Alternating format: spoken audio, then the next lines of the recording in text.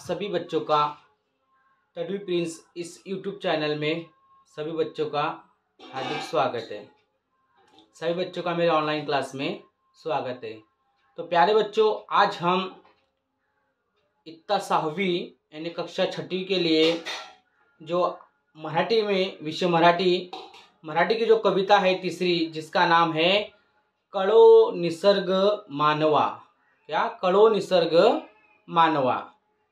तो सबसे पहले बच्चों मैं आपको एक कविता पढ़कर सुनाता हूँ कि येता पावसाची सर चिंब होतय धरणी, परी सताविते चिंता, तरी मिळेल का पाणी, नदी काठी धरतीवर जेथे पाहू तिथे घाण,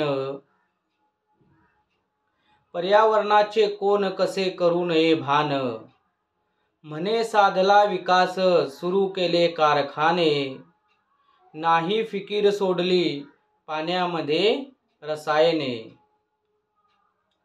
आखिरी पंक्ति है हमारी इस कविता की कि पिण्यासाठी शुद्ध पाणी साऱ्या भूमीवर असावे, कळो निसर्ग मानवा दिस सोन्याचे यावे। येता पावसाची सर चिंब होतोय धरणी, यानी जब बारिश हो जाती है तो सारी दौर क्या हो जाता है, सारी तरफ गीला गीला हो जाता है, चिंब हो जाते हैं।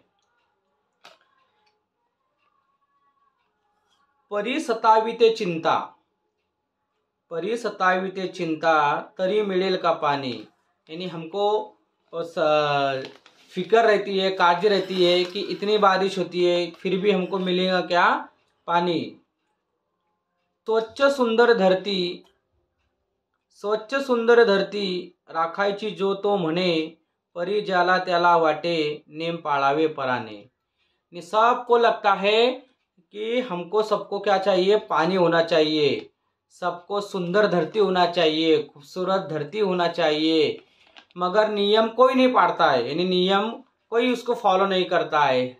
जो देखो वो जमीन पर क्या करते रहता है, इस धरती पर गंदगी करते रहता है, पालता नहीं है और वो तोड़ते रहते हैं। नदी काठावर धरतीवर जेथे पाहू तेथे घाण, यानी जब नदी के किनारे आप लोग जाएंगे तो वहां पे आपको क्या नजर आएंगी? घान ही घान नजर आएंगी। अगर आप सही तौर पर नदी नालों को साफ सुथरा रखेंगे, उसके आसपास गंदगी नहीं करेंगे, वहां पर बैठेंगे तो आपको नदी के किनारे बहुत सुकून सा महसूस होगा। मगर आजकल वैसा नहीं होते। कुछ लोग नदी के किनारे बैठने के लिए नहीं, सुकून की चैन की नींद के लिए नहीं, सिर्फ गंदगी करने के लिए जाते हैं। अपने घर का आंगन का कचरा नदी के किनारे फेंक कर आते। इसलिए सचिन जी कहते हैं कि नदी काठी धरतीवर जेथे पाहू तेथे घाण, यानी मैं जिधर देखता हूँ मुझे नदी के किनारे घान ही घान नजर आती है। पर्यावरणाचे कोण कसे असू नये भान यानी यहाँ पर विचार, ख्यालात, जानो, यानी किसी को ख्यालात नहीं है, किसी को ख्याल नहीं है इस धरती को साफ सुथरा रखने का, इस पर्यावरण का, इस माहौल को साफ सुथरा रखने का किसी को फिक्र ही नहीं है। मने साधला विकास शुरू केले कारखाने, यानी हमने कहने लगे कि हमने तो विकास किया है सब दूर कि विकास, मने साधला विकास शुरू केले कारखाने, यानी कारखाने शुरू करके हमने तो विकास किया है। क्या सही में तुमने विकास किया है? मगर जो विकास करने के बाद जो कारखाने आपने लाए, उन कारखानों का पानी कहाँ जाता है आपको पता है? नदी नाले में छोड़ दिया जाता है। उससे कई तरह की बीमारियां होती है। इसलिए सचिन जी कहते हैं कि म्हणे साधला विकास सुरू केले कारखाने, नाही फिक्र सोडली पाण्यामध्ये रसाये, यानी आपने जो रसायन छोड़े, जो गैसेस छोड़े, जो कारखाने से निकला हुआ गंदा पानी, जो गैसेस वाला पानी वो नदी में के अंदर आके मिलता है, इसकी आपको फिक्र नहीं, और आप लोग कहते हैं कि हमने विकास किया। आखिरी पंक्ति है, यानी शेवटची पंक्ति, इसमें सचिन जी कहते हैं कि पिण्यासाठी शुद्ध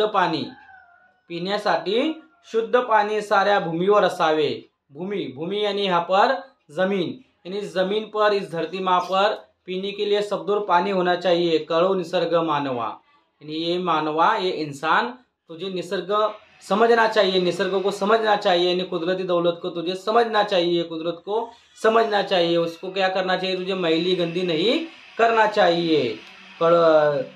कड़ो निसर्ग मानवा दिसे सोन्याचे यावे, दिस सोन्याचे यावे, यानी तुझे सोने के दिन आएंगे। अगर तुझे सही में अगर मालूम हो गया कि ये कुदरत क्या है, तो तुझे दिन कैसे आने वाले, सोने के जैसे दिन आने वाले। आजकल लोग क्या हो रहे, बीमारियों में मुब्तला हो जा रहे हैं। किस वजह से? वही पर्यावरण अपना गंदा कर रहे हैं, जमीन गंदी कर रहे हैं, कचरा डाल रहे हैं, इसी वजह से क्या होते हैं, वो बीमार होते हैं। तो इस तरह से आज हमने कड़ो निसर्ग मानवा इस कविता के बारे में मालूमात हासिल करे। कड़ो निसर्ग मानवा यानी हर एक इंसान को अपनी कुदरत के बारे में क्या मालूमात होना चाहिए।